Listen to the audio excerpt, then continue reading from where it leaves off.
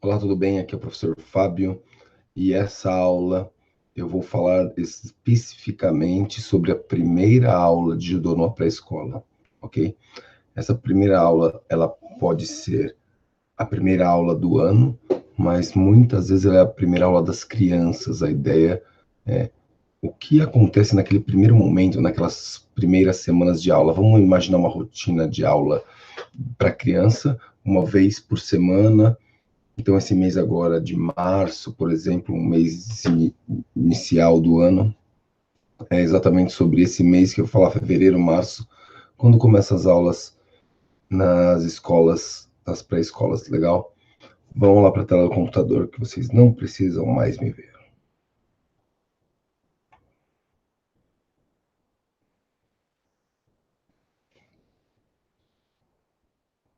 Legal? Então, de novo, é a primeira aula de judô na pré-escola. Ela pode ser uma aula como um professor novo, né? Você acabou de chegar na escola, por exemplo, ou ela pode ser aquela sua primeira aula do ano. Enquanto planejamento, eu chamei de primeira aula, mas você consegue conduzir esse conteúdo e aperfeiçoar esse conteúdo basicamente no primeiro, 2 primeiros meses de aula, só acumulando e acrescentando conteúdos, ok? Baseado no que eu vou falar com vocês. Vamos lá, então. Primeiro, eu queria caracterizar essa aula. Normalmente, em escolas particulares pré-escola são grupos pequenos, até 10 crianças. Se nenhuma das crianças já são alunos de cursos anteriores, por exemplo, se você já deu aula no ano anterior, tal, são crianças novas, ou seja, primeiro dia na escola, a ideia é que não tenha grupos muito grandes. Então, eu coloquei um número de 10 crianças para ter uma condução confortável. E não vou discutir aqui o mérito de espaço, eu vou focar um pouco mais nas características de intervenção. Se você tiver possibilidade de dividir as crianças com no máximo 6 meses de diferença de uma para outra, é muito bom. O que normalmente acaba ficando de ano em ano ou 2 anos, depende do número de alunos, você acaba fazendo 2 anos e 2 anos de diferença para montar turminhas, né? Depende do tamanho da escola.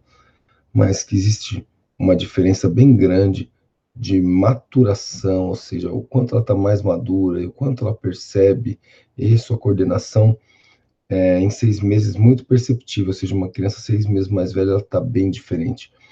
Isso vocês vão ver com mais clareza no módulo de desenvolvimento motor, desenvolvimento cognitivo e afetivo social, ok? Se tem uma dica importante, é tentar elaborar atividades que é, o máximo de crianças está participando naquele momento da atividade, ou seja, deixá-las o mínimo parado. Uma conta interessante é quão a criança está ativa numa aula de 30 minutos, ou de 40, ou de 50 minutos. Se eu olhar uma criança, qual é o tempo médio dela ativa na aula? Então, o quão mais você deixar ela na aula, é mais importante, mais ativa. Então, por exemplo, na cidade, esquecer fila. É melhor ficar numa posição calistênica, né? O calistênica é aquela relação mais militar, o professor na frente e as crianças espalhadas, mas que todas estão fazendo ao mesmo tempo, é uma possibilidade, que eu falarei agora à frente. Vamos lá. Então, um ponto principal que começa desde o primeiro dia era criar hábitos. Lembra? O judô é muito famoso por criar disciplina. Essa disciplina, ela tem várias explicações. Uma é a criação de hábitos. Um dos hábitos mais simples e que ajuda mesmo a dar disciplina do cara é tem um local certo para colocar o chinelo. A outra é cumprimentar para entrar no dojo, né?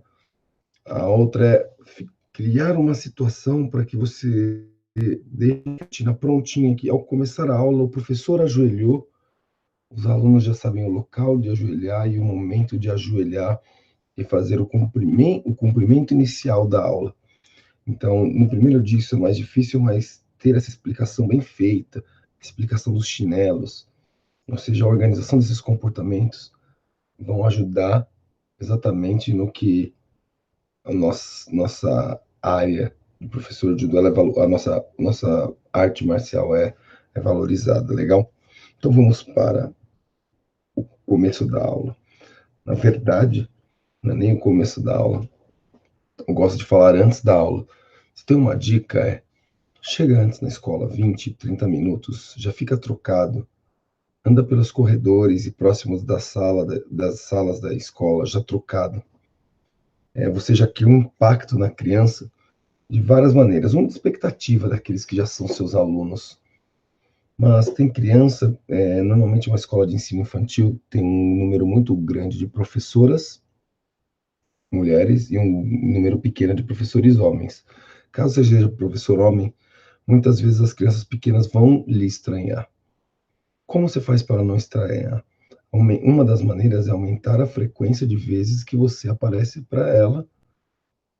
Então você vai aparecendo várias vezes e em nenhuma das vezes você causou nenhum tipo de medo nela, ela vai se acostumando com a sua presença, basicamente. É bem comum, no mesmo escola, as crianças pequenininhas, eu sou grande, então elas tinham medo no começo, mas com o tempo ela se acostuma com a sua presença, até que fica natural te ver, então chegar antes, cria um laço com a escola, você vai fazer parte da rotina da escola. Então, você vai estabelecer contato e se relacionar com os alunos e também com os não alunos, ou potenciais alunos. Principalmente não nessa aula, mas uma aula eu vou falar como receber, como se receber na aula, né? Quais os tipos de projetos e pagamentos na escola. Tem gente que ganha por número de alunos, então esses não alunos podem virar futuros alunos. A ideia é que você seja notado, seja percebido, que as crianças te admirem, queiram te ver e que você crie um laço, uma relação com elas, mesmo sendo alunos ou não alunos. Isso vai fazer com que você faça parte do ambiente daquela escola. Isso faz muita diferença para o pai renovar, muita diferença na hora da criança olhar para você como uma pessoa especial, um professor, né, o sensei, né, a palavra mágica. Então agora de verdade vamos para o começo da aula. O começo da aula começa mesmo pelo cumprimento. E nesse primeiro momento, nesse primeiro mês, você tem que explicar o porquê do cumprimento. Obviamente que nessa fase a criança, depois eu vou mais a fundo quando eu vou falar das fases de desenvolvimento, principalmente numa visão cognitivista, né? Se eu for falar de Piaget, quando ele fala do desenvolvimento, da cognição, e ele está numa fase pré-operatória, ou seja, a criança tem uma evolução no sentido das simbologias, mas ao mesmo tempo ela tem pouca elaboração do porquê ela está fazendo as coisas. Então, se eu for explicar o comprimento, o porquê entro na sala, é melhor fazer relação com o que ela já tem hábito, e que ela já ouve em casa.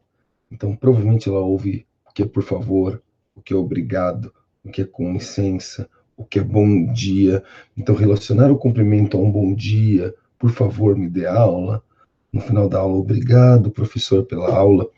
É uma ótima explicação. Só que só falar assim, quem dá aula já, né? Então, quem está fazendo esse curso de aula vai perceber, as crianças vão ficar pulando e tal. Uma maneira é chamar a atenção dessas crianças. Então, assim, ó, faça uma pergunta. Para a gente cumprimenta no começo da aula? Deixe uma ou mais crianças responderem. E aí tenta transformar a resposta dela na resposta que você quer dar. Se não, a partir da resposta dela, cria uma história, eles adoram história, e passa para a resposta correta dessa maneira simples que eu acabei de falar. Depois, ainda no início da aula, a ideia é que você vai para um aquecimento, e esse aquecimento pode ser de forma geral. Lembra aquela pose de ginástica, todos na frente, calistênica, que é muito tradicional. De verdade, as crianças adoram.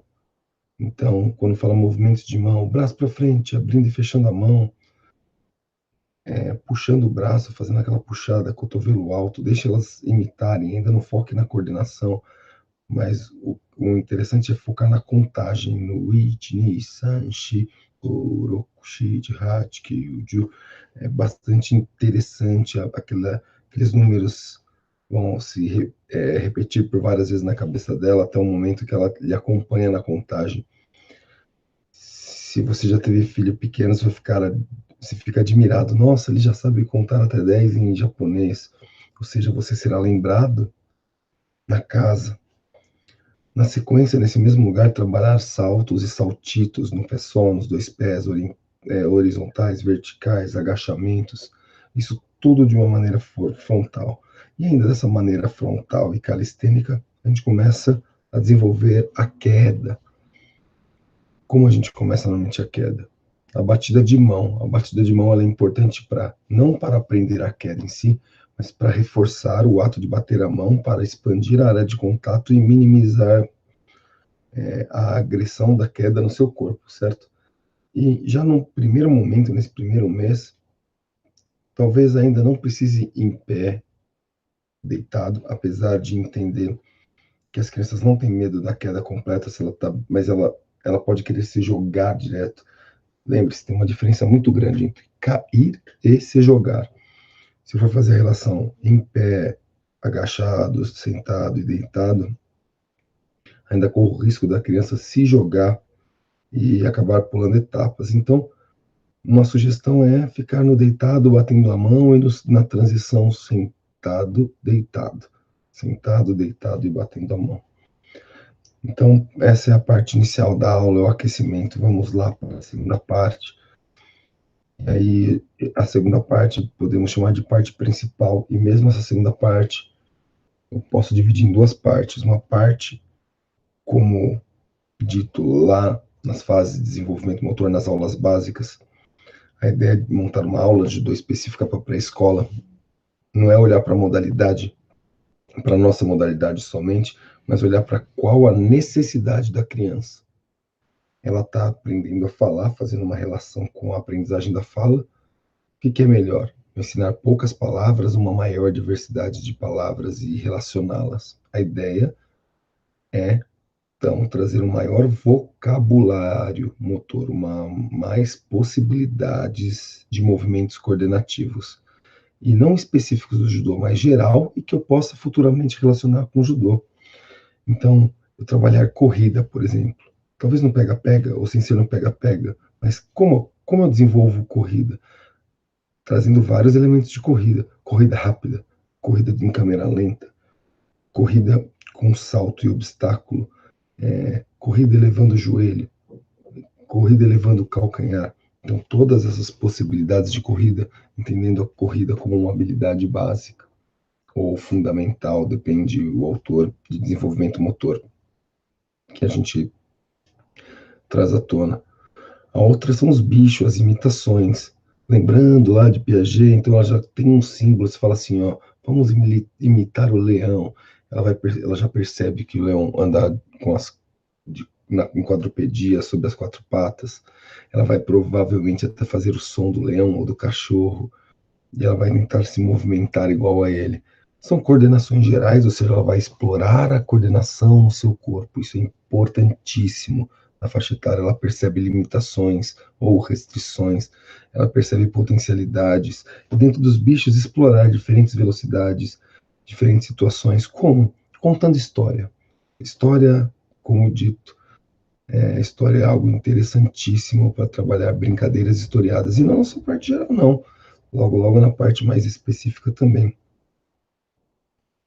E esse é um momento que, de repente, mesmo brincando com o parceiro ali dos bichos, colocá-los em duplas, começar a fazer com que eles se relacionem. Um diferencial do judô ou das lutas é que mesmo eu criando uma oposição com o meu parceiro de treino, eu tenho que me relacionar com o outro. Eu tenho alguém para me relacionar.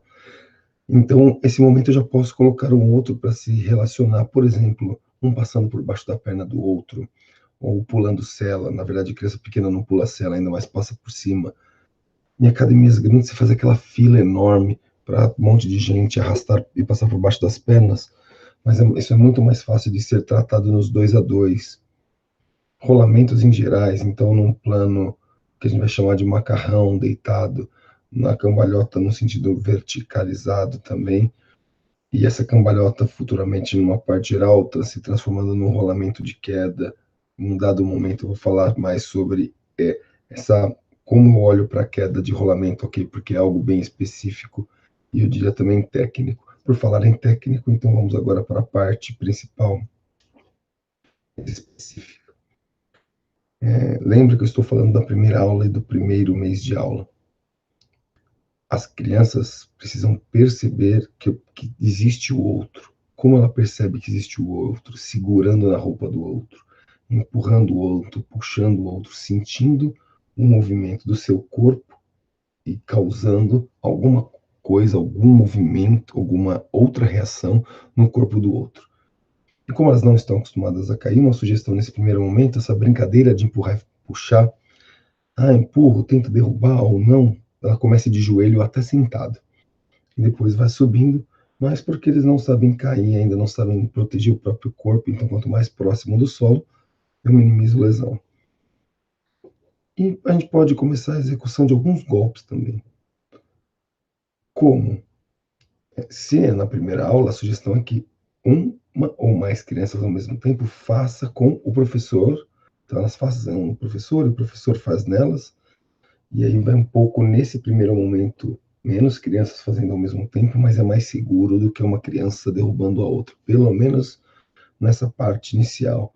Depois, com as quedas um pouco apropriadas, que a criança se apropriou um pouco do, das quedas, ou seja, ela aprendeu a cair um pouquinho melhor, já dá para a criança se relacionar criança ou aluno para derrubar.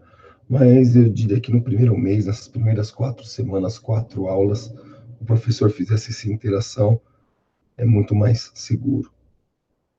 E, em meu azar, começar a conceituar, né, o que é imobilização, ou seja, só posso imobilizar de barriga para cima, não de barriga para baixo. Também numa relação professor-aluno.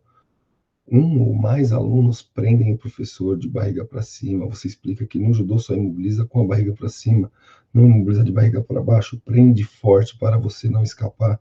De repente você vira de barriga para baixo. E você pergunta, lembra? As crianças adoram responder perguntas. É dessa maneira que se imobiliza? E não, de barriga para cima. Essa simbologia elas conseguem perceber bem. Então, se você faz uma pergunta de uma maneira ativa, ela acaba tendo que responder aquilo, e aí assim ela toma conhecimento. Ela se apropria melhor do conhecimento, assim, do que de repente falar só de barriga para cima. Obviamente você tem que falar no primeiro momento, mas você cobra perguntando. Legal? Vamos então para a finalização da aula. A ideia na finalização da aula é que as crianças entrem num ambiente de calmaria para finalizar a aula.